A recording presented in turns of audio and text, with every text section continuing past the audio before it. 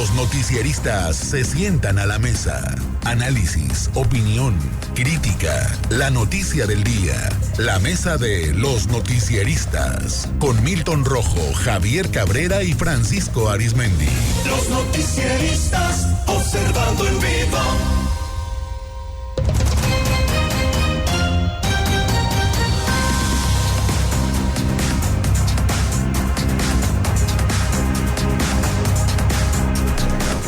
Ya la mesa de los noticieristas, saludo a Francisco Arizmendi. Francisco, muy buenos días. Buenos días, Sinaloa. A Milton Rojo. Milton, muy buenos días. Muy buenos días. A Javier Cabrera. Javier, ¿cómo estás? Muy buenos días. Muy buenos días al auditorio. Pues con todo, el festejo del presidente Andrés Manuel López Obrador, lo adelantábamos el viernes por la tarde, hubo una convocatoria pues impresionante.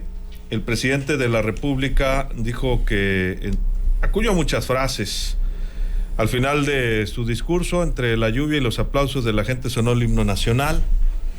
Arremetió contra Claudio X González, hijo, y lo bautizó como el gerente supremo, poder conservador. Aseguró que se terminó la relación entre el narcotráfico y el gobierno del país. Dijo que su estrategia de paz está funcionando para erradicar la violencia. Enlistó los logros de su gobierno.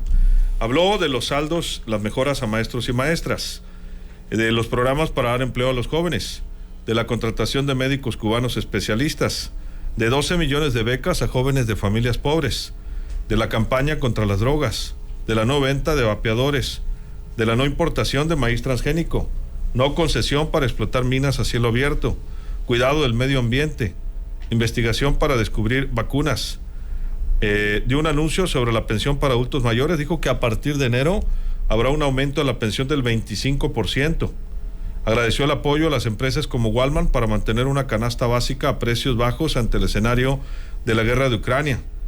Habló de la producción de petróleo, la refinería Deer Park, la refinería Dos Bocas y los avances del tema, del Tren Maya, de los expresidentes. Al presidente lo cuida, al pueblo lo cuida la gente, dijo, se acabó el Estado Mayor Presidencial. Habló también de la importancia de la inversión pública, que no entendían los neoliberales. Cuando llegamos a la presidencia, el salario mínimo era de 88 pesos, ahora es de 207 pesos y en la frontera 312. Somos el tercer país del mundo con menos desempleo, destacó.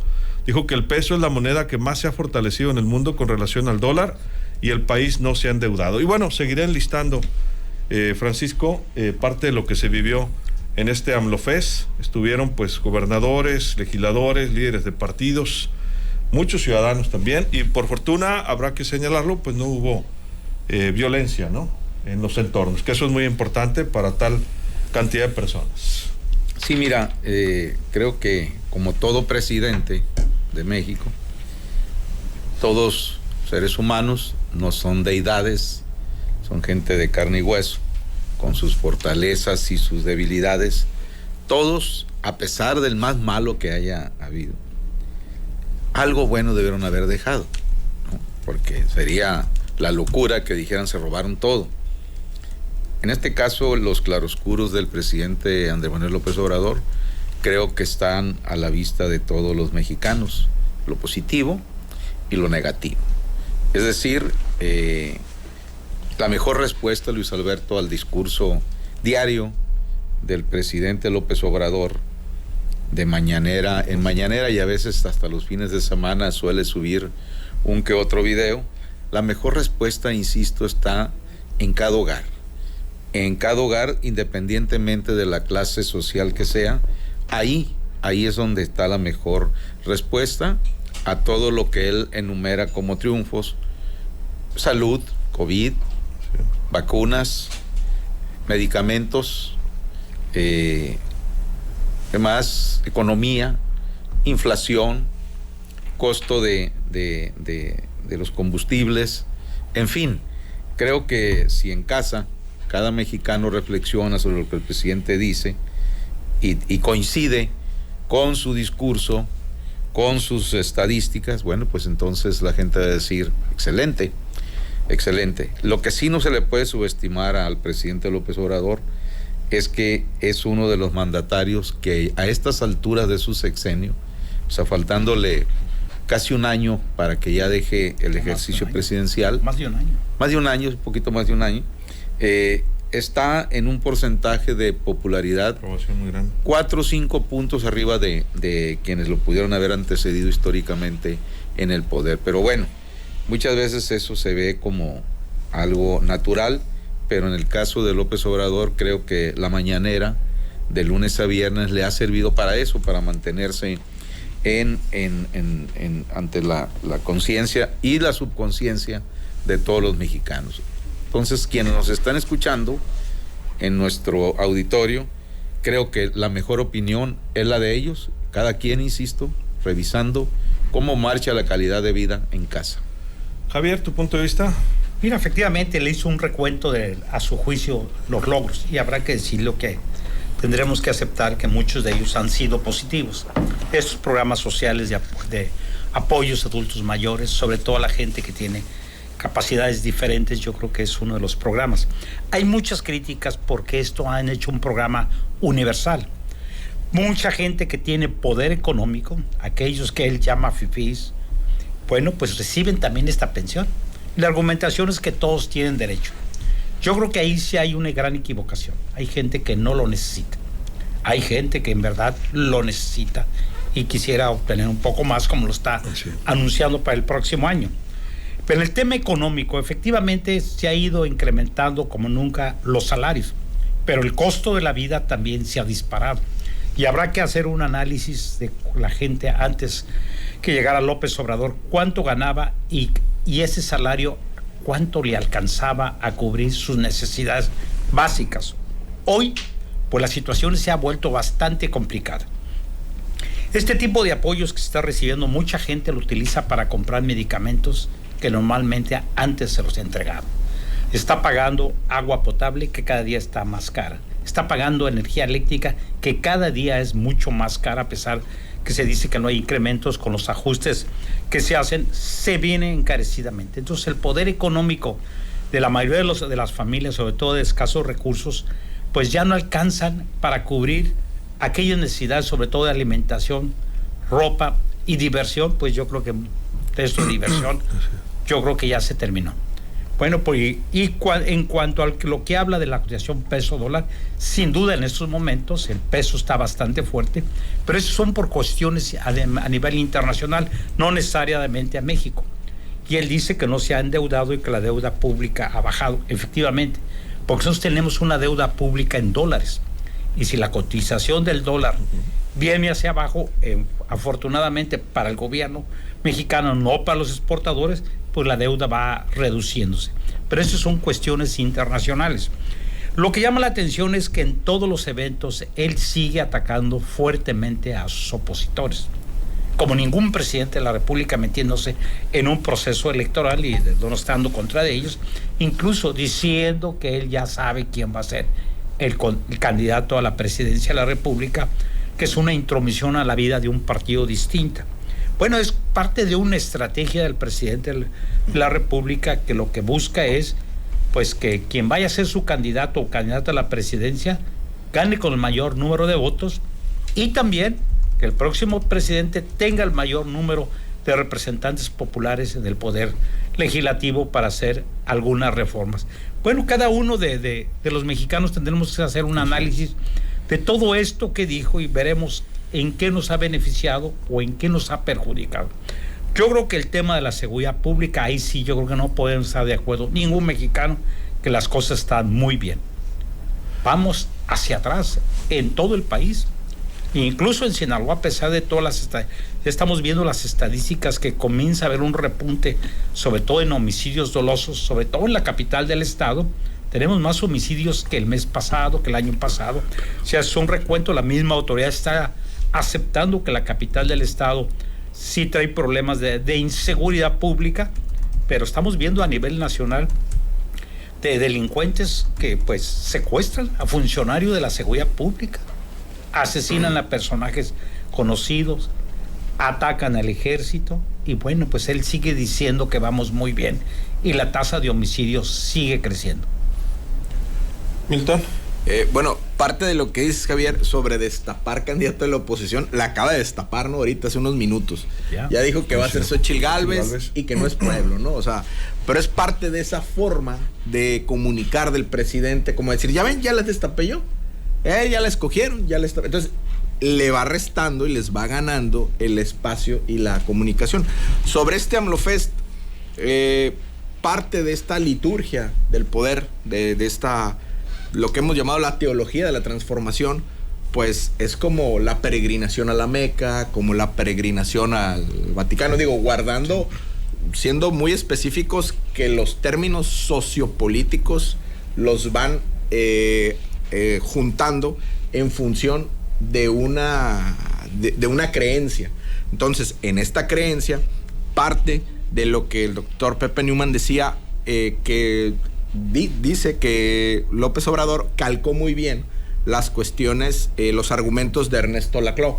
¿Cuáles son estos? Es decir, si tú no tienes lo que querías, tú deberías de tener esto, pero si tú no lo tienes, no es porque no haya, es porque alguien te lo quitó.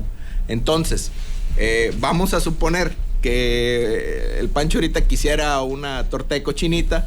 ¿Por qué no la tienes, Pancho? Porque te la quitó el Javier, te digo yo. No. Entonces dile al Javier que por qué te quitó la torta de cochinita. Entonces, y empieza la polarización. No es culpa de que no hayas trabajado. No es culpa, no. O que haya llegado tarde a comprar. No, ni que la haya pedido, no. Se la quitó el Javier. Entonces, en función de eso, empieza la polarización. No es que no haya cosas, es que los conservadores no quieren que tú tengas pensión, pero yo te la voy a dar. Entonces, ese discurso político es un discurso muy, muy bien armado. Volvemos a lo mismo. Laclau fue el ideólogo del peronismo. Recordemos, todavía en Argentina tienen fotos de la divinidad y fotos de Perón, pues. O sea, y de Evita. O sea, hay un culto enorme. Entonces, el presidente ha hecho muy bien su trabajo en esa situación. ¿Qué ha hecho bien? Obviamente la parte de las pensiones, pero sí es cierto, Javier. O sea, hay gente que no la necesita, sí. Hay gente que... Pero en función de eso, yo creo que parte de ese trabajo es ir ajustando. Pero el gran saldo es la inseguridad. Por eso el obispo Apatzingán ayer le dijo en su homilía, debería de haber declarado un día de luto. Francisco, ¿tu punto de vista? Y por eso insisto, ¿no? Una cosa es lo que la clase política nos diga en su discurso, en su fría estadística, y otra cosa lo que en cada rincón del país se vive, en cada ciudad, chica, grande, mediana, como usted guste. Contra eso no hay contraste. ¿Por qué? Porque pues, la realidad termina por imponerse. No recuerdo, cuando criticaban mucho los brotes de violencia en Sinaloa, en la época del gobernador Renato Vega Alvarado, un día el gobernador volteó y dijo, ¿y cuándo ha sido Disneylandia? Culiacán, Sinaloa. Tiene razón. Entonces no nos pueden pintar un país bonito si la gente está viviendo feíto. Bueno, habrá quienes sí, habrá quienes no. ¿Por qué? Sí, hay programas sociales, bienvenidos, etcétera. Pero ahora la inflación, ¿para cuánto te alcanza? Es decir, todo, absolutamente todo, y eso lo saben las mejores economistas de México, que son las amas de casa, todo está por las nubes, todo está carísimo, ¿no? Simple y sencillamente, si hablamos del salario mínimo, ¿a cuántos litros de gasolina equivale? Vamos a decir, de la más barata, que está arriba siempre de 20 pesos, 20 y tantos. Y por ahí nos podemos ir, el kilo de tortillas, etcétera, etcétera, los medicamentos que no te dan en las instituciones públicas. Bueno, esto es como se vea, pero en el mundo, con el ejemplo que ahorita repetía Milton del doctor Newman, etcétera, y de Client de Clark. Ernesto Laclau, un politólogo argentino. Ok. Todavía vive. En un mundo de desigualdades permanentes, infinitas, donde el mayor porcentaje es la pobreza, pues bueno, siempre que tú utilices el discurso direccionado a esa parte, bueno, pues alguna reciprocidad vas a tener. El problema es que pasan y pasan los siglos y bueno, la pobreza ahí sigue, más o menos en algunos países al extremo, África, por ejemplo, qué sé yo, pero muchas veces volteamos ver hacia otros lugares del mundo, pero si volteáramos y recorriéramos tantito aquí la periferia de las colonias populares, pues te ibas a dar cuenta que hay familias que hacen el diario con 30, con 40 pesos diarios para una familia de 4, 2, 6 miembros. Y aquí estamos, pero como no salimos, pues entonces no nos percatamos. Entonces, insisto, ya el propio presidente utilizó de siempre para llegar a la silla presidencial que por el bien de todo, primero los pobres. Muy buen eslogan, muy buena intención, pero de repente un día sale y dice, ¿no? Lo de primero los pobres no es una estrategia, no es una situación personal, es decir, no es algo que yo desee, es una estrategia política, es decir, siempre en esa masa precisamente de tanta necesidad es donde todos los partidos políticos históricamente, no únicamente Morena, es donde concentran cómo buscar el capital político de cara a las urnas. Sí, pues yo creo que es muy bueno, ¿no? De que existe esta pensión universal y demás, pero si realmente se quisiera resolver en México el tema de las pensiones, como tiene razón lo que citaban acá, que comentaba el presidente, ¿no? Pues sí se ha desmantelado el sistema de pensiones en México. En todos los regímenes anteriores se desmanteló desde que se modificó la ley del Seguro Social, pues quienes están dados de alta después de 1997, pues no pueden aspirar a una pensión que alcance para vivir, ¿no? Aunque hayan trabajado 30, 40 años, porque simplemente ya no pueden aspirar a la modalidad 40 ni a una pensión digna. Son pensiones mínimas que no van a alcanzar para vivir a la mayoría de esas personas que se van a empezar a retirar en unos años. Y pues nadie lo ha arreglado, esa situación. Ahí está, ahí se encuentra y ahí continuará. Quiero comentar, dice Mario Puente, lo que pasa, según lo comentado, es que estábamos acostumbrados a títeres en la presidencia, manejados por poderes fácticos y ambiciosos que querían enriquecerse con quien fue subido a la presidencia. No estaban acostumbrados a un sistema de gobierno no neoliberal. Todo lo hecho por el gobierno actual es visto con ojos de negatividad, sobre todo por quienes se han beneficiado con los gobiernos anteriores, incluidos los que se dedican a lavar con ojos cerrados, dice. Gracias, bienvenido al comentario. Saludos a Jesús Tiveros en Guamúchil, gracias por acompañarnos. Por acá nos dejan otro comentario. Qué lamentable todo lo que implica el presidente con la 4 transformación, que según ha hecho muy bien las cosas, la realidad son otras. Ahí están los hechos: economía, salud, seguridad, educación, medicamentos, todo por los suelos, dice Martín Enrique Pérez Valdés. Lupita Sandoval, saludos. Silvia Rodríguez, un saludo a la mesa. Chuyita Sainz, buenos días, dice Uriel Martínez, un saludo a la mesa. Muchos comentarios, Javier, vamos a conclusiones. Sí, o incluso algo de lo que habla él del tema nuevamente el tema de la salud, que sigue insistiendo que va a dejar un sistema de salud como en Dinamarca, cuando prácticamente está desmantelado. Hay graves problemas en hospitales. Aquí tenemos hospitales nuevecitos desde la administración estatal pasada. Están parados. No hay equipamiento, no se están utilizando esos hospitales. ¿Por qué? Porque no hay capacidad económica, no hay recursos, y el problema continuo de los medicamentos en los hospitales públicos. Incluso los cuestionamientos que se están haciendo hoy, haber desaparecido el Seguro Popular y haber creado el INSABI, que fue un fracaso, y ahí también problemas financieros también que tienen que aclarar. Está el caso de Segalmex, que es el mayor escándalo que dice López Obrador que tiene, que no fueron 15,000 millones, que fueron cerca de 9,000 millones de pesos que desaparecieron. Y que bueno, pues hay algunos funcionarios detenidos en este asunto.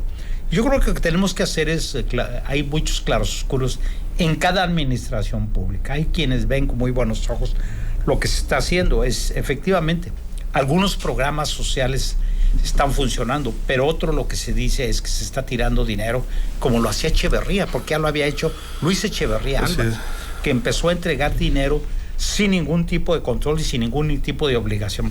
Es el caso de las becas a estudiantes. No hay una obligación de quien recibe esta beca que tenga buenas calificaciones. Claro. Sembrando Vida también se tiene que vigilar que se esté aplicando y que se está produciendo. Y si lo que se produce está beneficiando. Hay mucha gente que he platicado con ellos que le están otorgando y están haciendo algunos proyectos muy interesantes. Pero también hay quienes solamente reciben dinero y no se sabe muy bien a qué lo están destinando. Hay que recordar que el presidente ha dicho que no se va a verificar si el dinero lo está utilizando para otros fines distintos. Y en el caso de adultos mayores, pues sí, lo que insisto es que hay mucha gente que no tiene ninguna necesidad, que tiene el poder económico para vivir muy bien y no necesita que reciba esos recursos.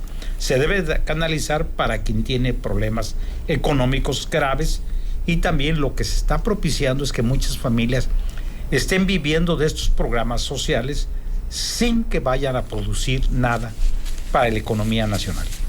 Así es, Milton, ¿tu conclusión? Sí, la cuarta transformación tiene que pulsar muy bien a qué sector va a descobijar y tener mucho tacto con el de los jóvenes.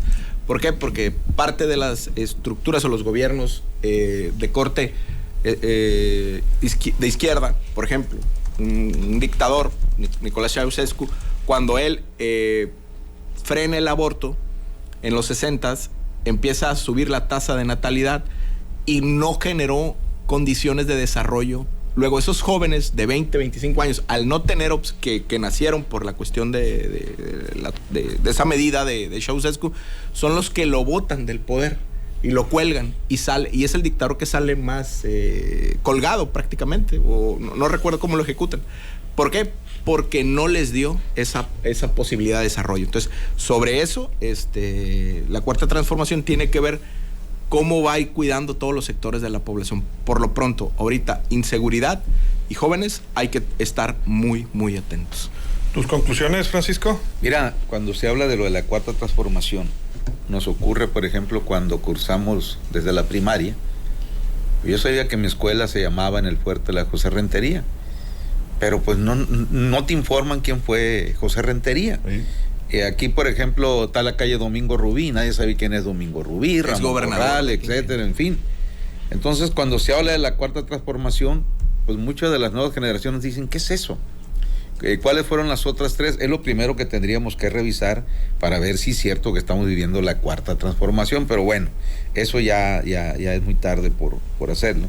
Pero insisto, creo que, voy a reiterar, yo puedo decir que acabo de instalar un gimnasio con spa y que les garantizo que van a obtener la silueta que tengo yo atlética, así fitness, que está garantizado, pero usted está viendo, cállate tú, sí. ¿Cómo le vas a hacer? No se sabe si vas o vienes, ¿cómo le vas a hacer? Ahí se estrella mi narrativa, por más amplio que sea mi auditorio. Pero sí les digo que acabo de poner una taquería, una birriería o un restaurante campirano con gallina pinta, frijoles, machaca artesanal, etcétera. Sí le intelige a eso, vamos a decir.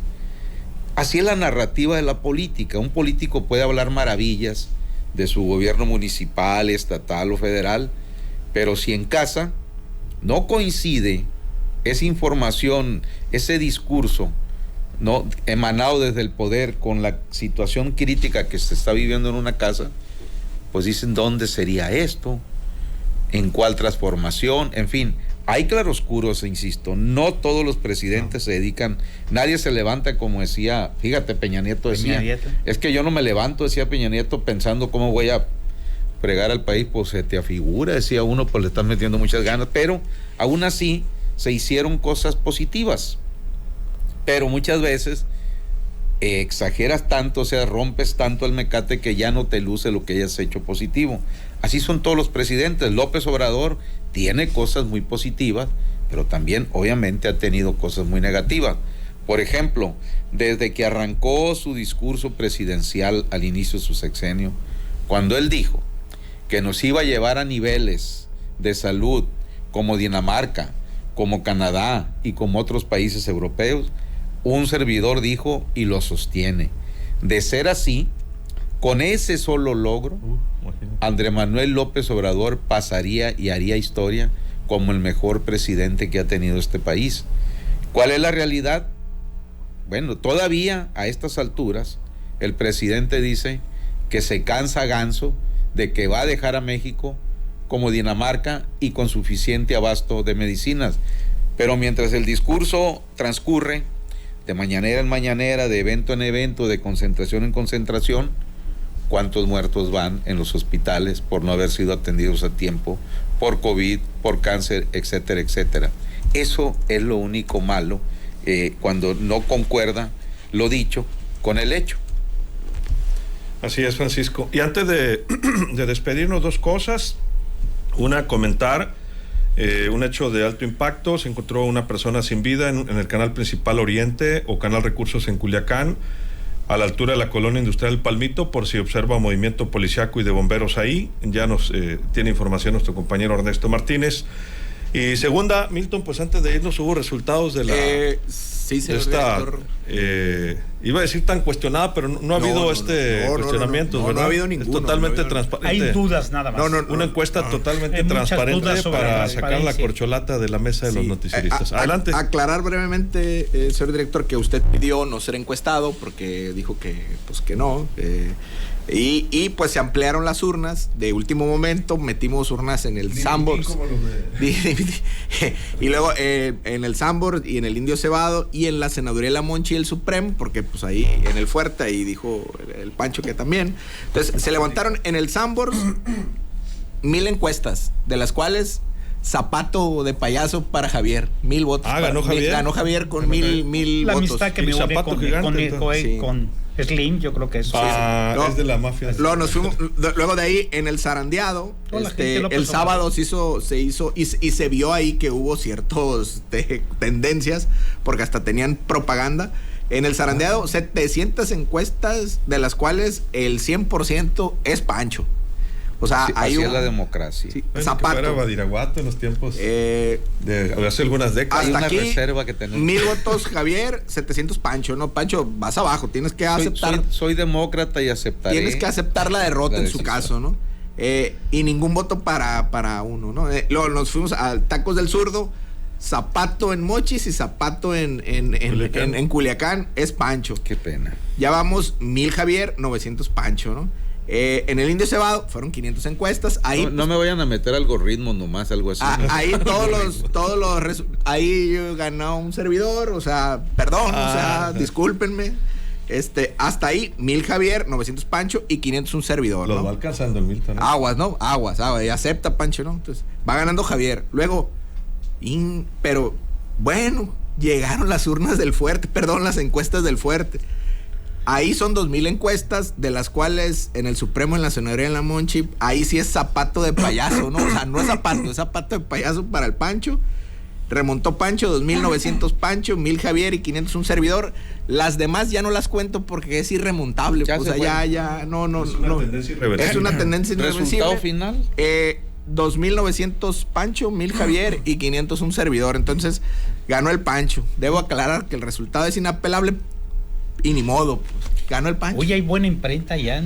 Hay buena imprenta en el Fuerte. Fuerte. Sí, no, los Quedó algo del encuestadores. estado de Occidente. Todo llegó para el Pancho, ni uno. Como dijo Qué raro, ayer Enrique de la Madrid, no me voy a bajar de mis aspiraciones presidenciales. Lo que sí, compañeros, si llego, van a participar todo, porque todos somos Sinaloa y todos tenemos que hacerlo por Sinaloa y por nuestro México. Esa es la democracia. Producción, todos, Pancho. Bueno, pues se cosecha lo que se siembra, aquí también en el área aquí de cámaras igual, y pues, insisto, habrá espacio para todos. Va a alcanzar para todos. Hasta para los... El gobierno es tan grande. El gobierno es tan grande, dice un amigo mío, que hasta los enemigos caben. Y miren lo que estamos viviendo, ¿no? Aquí, No funciona. por el bien de todo, primero los sinaloenses. Oye, Javier, ¿algo más? ¿Cuántos votos fueron en el Fuerte?